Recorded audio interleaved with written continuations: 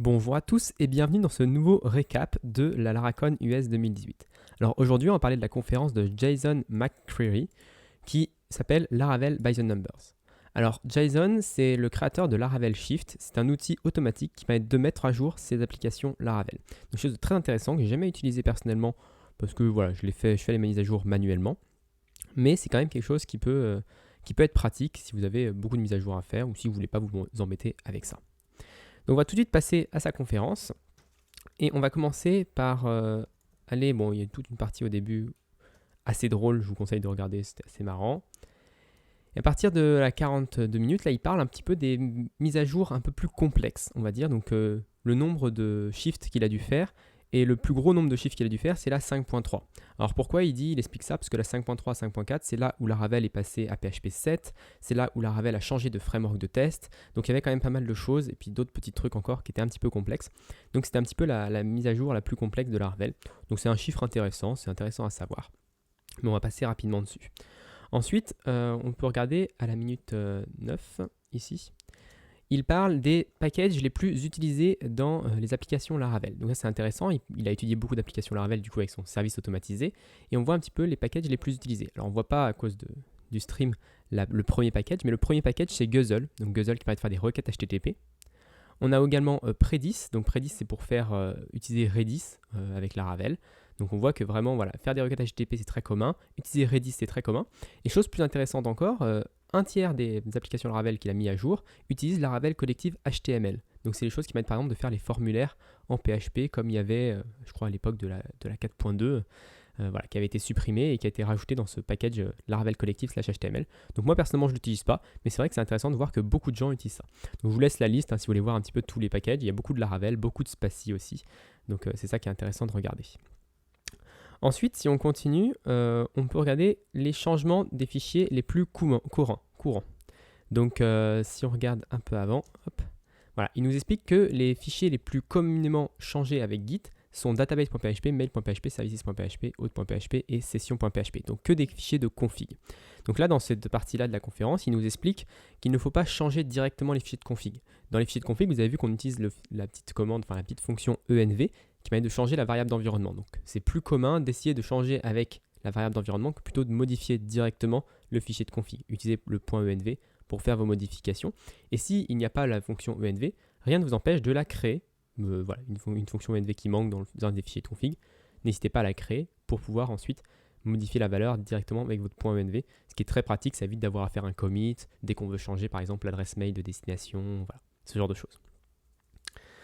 Vous pouvez également créer un fichier de config spécifique. Si vous avez beaucoup de config pour votre application, n'hésitez pas à créer un nouveau fichier dans ce dossier-là et il fonctionnera automatiquement, il sera automatiquement chargé par Laravel. Ensuite, si on continue un petit peu au niveau de la 15e minute, on voit un petit peu les dossiers les plus couramment utilisés. Donc ça, même chose, c'est quelque chose qui est intéressant de voir un petit peu comment fonctionnent les autres développeurs Laravel. Et beaucoup de développeurs Laravel, du coup un tiers également, 36%, utilisent un dossier app models. Donc il y a eu un changement à une époque de retirer le dossier models et beaucoup de gens l'ont remis pour pouvoir avoir des modèles qui sont séparés, qui ne sont pas directement dans app tout court. Alors il explique que c'est à partir de 11 modèles environ qu'il y a ce genre de dossier qui commence à apparaître vraiment sérieusement. On voit aussi qu'il y a un dossier qui s'appelle Services ou un dossier qui s'appelle Helpers. Et il explique que c'est pas vraiment génial d'avoir des dossiers comme ça qui sont pas très, on va dire, qui n'ont pas beaucoup de sens, on n'entend pas vraiment grand chose quand on parle de services, quand on parle de helpers, on ne sait pas trop ce qu'il peut y avoir dedans, il peut y avoir tout et n'importe quoi. Et ça, je trouve que c'est une répercussion du problème de Laravel que moi j'aime pas trop, c'est le fait d'avoir une séparation technique. On a un dossier HTTP, on a un dossier listener, et du coup ça paraît toujours bizarre d'avoir à côté d'un dossier listeners, d'avoir un dossier customers. Voilà, on pourrait nommer nos dossiers correctement, on pourrait nommer nos dossiers avec par exemple un nom de notre métier, customers, invoices, payments, etc. Mais ça me paraît toujours bizarre d'avoir cette séparation, d'avoir d'un côté listeners, events, HTTP, et puis de l'autre d'avoir des trucs métiers. Donc c'est vrai qu'on se retrouve souvent du coup à faire un services, un helpers, pour rester dans cette approche technique. Donc ça, je pense que c'est vraiment un problème de Laravel plus que des gens. S'ils créent des genres de dossiers-là, c'est qu'ils se sentent forcés de créer ce dossier-là. D'ailleurs, on voit que si on regarde toute la liste, il n'y a jamais un seul domaine métier qui apparaît, même pas des domaines métiers très courants. C'est que des trucs techniques, donc rules, traits, observers, support, façade. C'est que des choses très techniques. Et ça, c'est l'approche de Laravel qui pousse un petit peu à ça, je trouve, et ça pourrait être différent. Ensuite, à la minute 20-30, il parle d'utiliser des traits plutôt que de l'héritage. Et ça, c'est quelque chose que Laravel fait beaucoup. Vous avez dû voir des use un petit peu voilà, dans tous les sens, dans les contrôleurs, dans les modèles, dans plein d'endroits de Laravel. Et c'est vrai que c'est quelque chose qui est pas trivial pour ajouter un behavior, ajouter une fonctionnalité à une classe sans avoir forcément à hériter de quelque chose. Il dit que c'est pas très bien d'hériter, d'avoir un extends model à nous plutôt que d'hériter directement de Eloquent. Alors ça, je suis pas trop d'accord. Moi, je trouve ça très pratique d'avoir un extends model à nous, surtout pour changer les valeurs par défaut. Moi, par exemple, le guarded, je le mets par défaut à un tableau vide pour pas avoir les problèmes de mass assignment exception. Mais on peut faire d'autres choses. On peut changer la pagination par défaut, les noms des tables par défaut. Enfin, voilà. On peut changer les valeurs par défaut avec un modèle intermédiaire. Mais par contre, pour tout le reste, pour tout ce qui est vraiment ajout de fonctionnalité, c'est vrai que je préfère l'utilisation de traits qui est beaucoup plus intéressante. On peut les greffer à n'importe quel modèle et on peut en greffer plusieurs si on a besoin. Donc ça, très intéressant aussi à voir. Ensuite, il parle du custom auth. Donc vous savez que Laravel vient par défaut avec des contrôleurs d'authentification. Personnellement, je déteste les utiliser. Et c'est vrai que voir cette conférence m'a un petit peu fait réaliser que c'était vraiment très configurable, hein, ce genre de choses. J'ai toujours peur, quand on utilise quelque chose d'externe, de ne pas pouvoir faire ce que je veux avec. Et c'est vrai que quand on voit la fonction login de Laravel, on voit que c'est tout découpé en petites fonctions. Et du coup, on peut vraiment se greffer à n'importe quel endroit pour changer le comportement de Laravel. Donc c'est vrai que ça me fait réfléchir à est-ce que je ne devrais pas utiliser ce système d'authentification de Laravel. Peut-être que ça pourrait être intéressant. Ensuite, minute 26, il parle de façade abuse. Alors qu'est-ce que c'est que les façades abuse? Il dit qu'on utilise par exemple dans nos contrôleurs, on utilise la façade request. Alors moi je ne suis pas trop fan des façades, je préfère utiliser les fonctions. Par exemple il y a la fonction request, il y a la fonction auth à la place des deux façades qui font exactement la même chose. On remplace les deux points par des flèches. Et généralement, c'est mieux compris par les IDE. Mais lui, il part une approche différente. Il parle du fait qu'il faudrait mieux injecter la request. Alors, dans les faits, ça ne me gêne pas. Si on regarde un petit peu son exemple, dans les faits, ça ne me gêne pas d'injecter la request. C'est tout à fait valide. Sauf qu'avec la fonction request, on peut faire exactement la même chose avec moins de caractères. Donc, on n'a pas besoin de mettre le request dans le store. Mais si je comprends que c'est quelque chose que certaines personnes peuvent préférer d'injecter la request pour se dire c'est pas magique. Voilà, j'ai quelque chose qui arrive dans mon paramètre. Par contre, ce qui me gêne un petit peu plus, c'est son argument. J'aime pas trop les gens qui sortent des arguments pour essayer de vous convaincre de quelque chose, alors que cet argument-là est pas forcément valide, on va dire, enfin que je le trouve pas valide.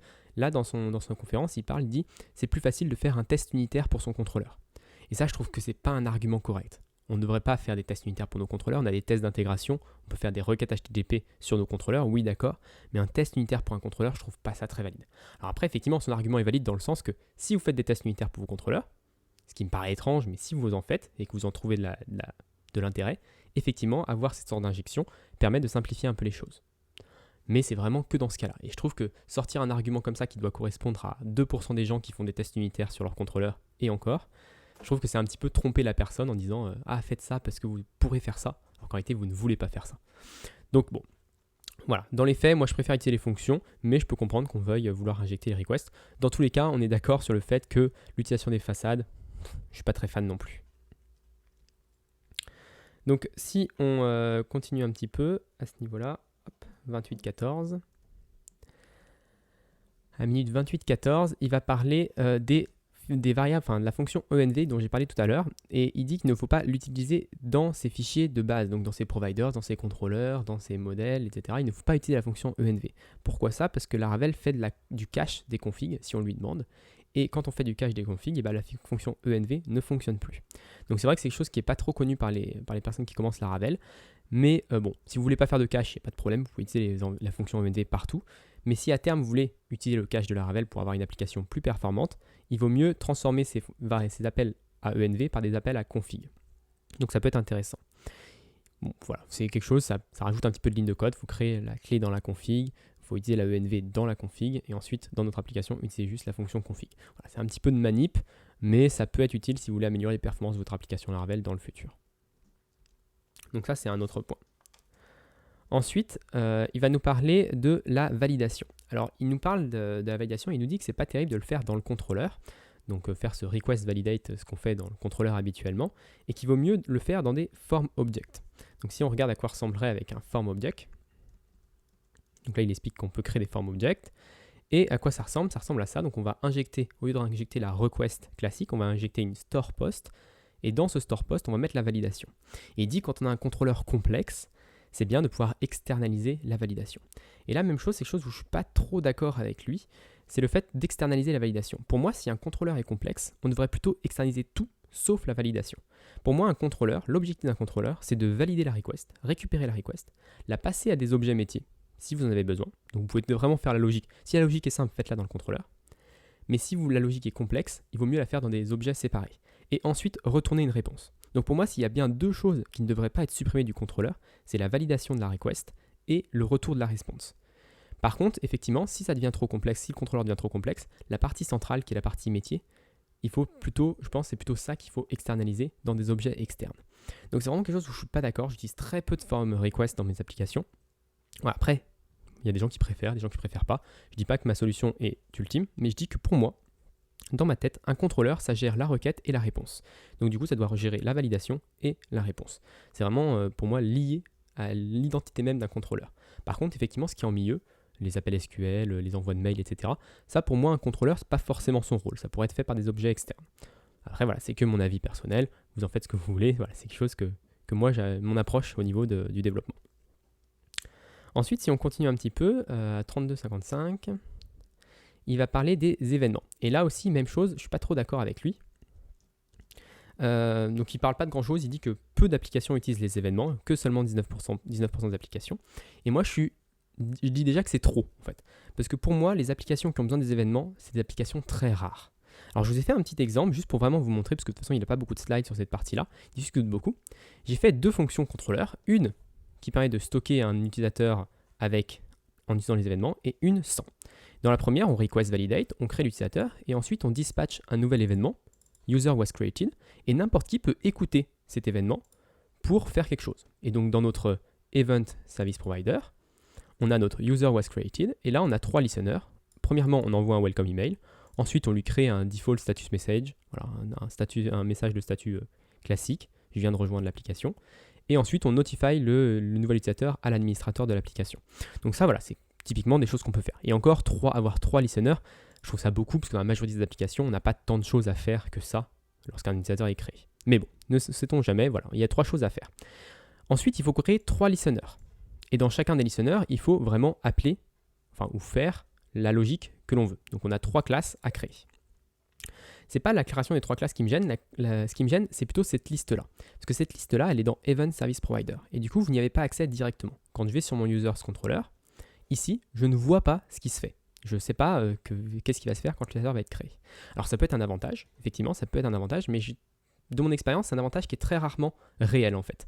Ne pas savoir ce qui se passe, c'est pas très... ça peut être utile, mais dans les faits, c'est souvent un désavantage plutôt qu'un avantage. Bref, voilà, si vous ne voulez pas savoir ce qui se passe, des événements, c'est très bien. Par contre, maintenant, regardez l'approche différente, l'approche sans événements. Au lieu d'avoir, on a toujours la request validate, on a le user create, et on a juste 2 lignes de plus. Donc notre contrôleur fait seulement 2 lignes de plus. Et dans ce contrôleur, qu'est-ce qu'on fait? On envoie un welcome email, on crée le default status message, et on notifie l'admin. Et là, la seule chose qui a changé, c'est qu'au lieu d'avoir la liste dans notre Event Service Provider, on a la liste ici, présente dans Store Without Events. Et donc du coup, directement quand j'arrive sur mon contrôleur, je sais exactement tout ce qui se passe quand un utilisateur est créé. Alors après, voilà, c'est quelque chose qui peut être controversé, etc. On peut se dire, ah oui, mais c'est pas terrible, du coup, on lie ces choses-là. Mais j'ai trouvé, moi, dans mes applications, en tout cas, personnellement, de mon expérience personnelle, que ça permet d'avoir quelque chose de plus lisible quand on retourne sur la fonction.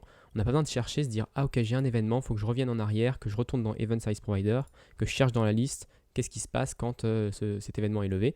Non, là, on a directement l'information dès qu'on retrouve dans le contrôleur. Et c'est vraiment ce qu'on veut savoir quand on arrive sur un contrôleur. Donc voilà, ça c'était aussi ma petite approche sur les événements.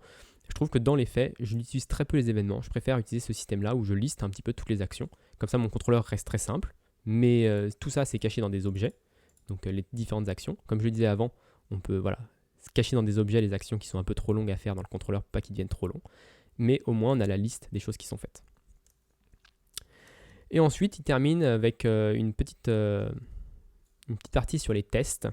Alors, c'était un petit peu avant, en disant que seulement un quart des applications, donc seulement 27% des applications utilisent des tests, ont des tests dans leur application.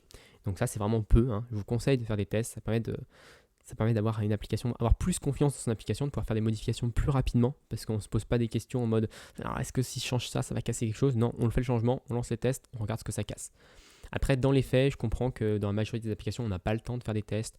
C'est toujours pas la partie la plus intéressante d'écrire des tests. Donc voilà, donc c'est quelque chose, il faut un peu se forcer. Mais moi, toutes les parties de mon application qui sont testées, je sais que j'ai une meilleure confiance, je fais des modifications plus facilement. Toutes les parties qui ne sont pas testées, je suis toujours un peu plus fébrile à ce niveau-là. Mais ça ne m'empêche pas de ne pas écrire des tests partout parce que vraiment, voilà, c'est pas quelque chose qui est très agréable. Mais Laravel nous aide, donc essayez au maximum de faire des tests, vous ne le regretterez pas. Donc voilà pour cette conférence Laravel by the Number. C'était une conférence assez intéressante, même si je ne suis pas d'accord avec tout ce qu'il a dit. Ça m'a fait réfléchir sur pas mal de choses. Donc je vous conseille de la regarder. Il y a plein de petites stats intéressantes sur les applications Laravel qui se trouvent dans la nature. Et je pense que vous apprendrez au moins deux, trois petites choses et sur comment structurer vos applications. Donc moi je vous donne rendez-vous demain pour un nouveau récap pour la prochaine conférence de la Laracon US 2018.